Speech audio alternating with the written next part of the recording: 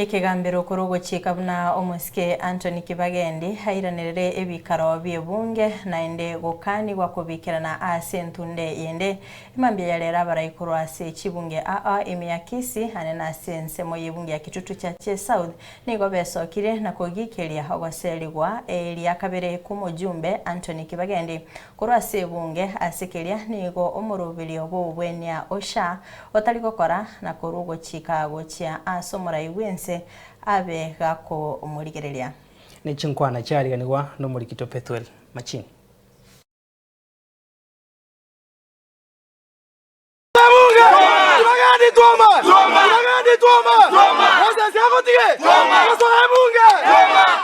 As grassroots leaders from the Kisii community, we wish to express our deep concern regarding what appears to be sustained and systematic effort of intimidate and undermine elected leaders who hold views contrary to those aligned with the Kenya Kwanza government.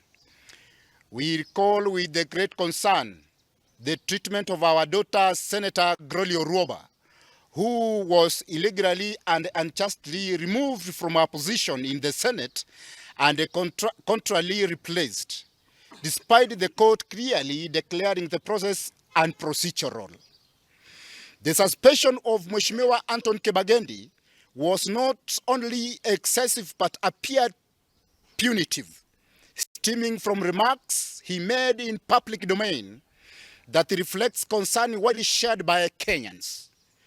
Even after due process was followed and the court orders obtained allowing him to resume his duties, there was been a renewed and a questionable attempt to impose another suspension under unclear and procedural flawed circumstances. Honorable Kibagendi has distinguished himself through diligent and courageous oversight, particularly in exposing irregularities within the Ministry of Health, the Social Health SHA.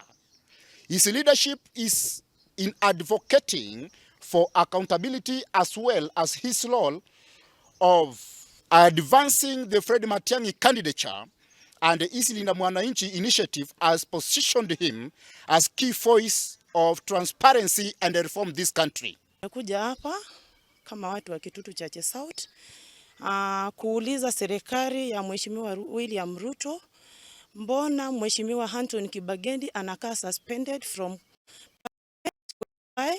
koti iliamuru kwamba harudi bungeni.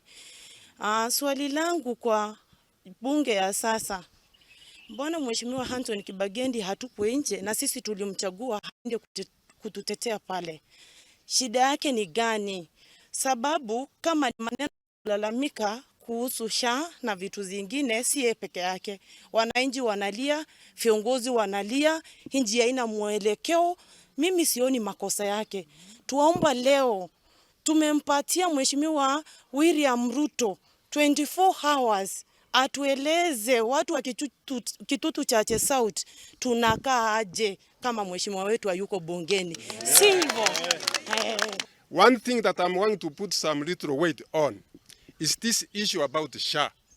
SHA has got problems. It is not really working.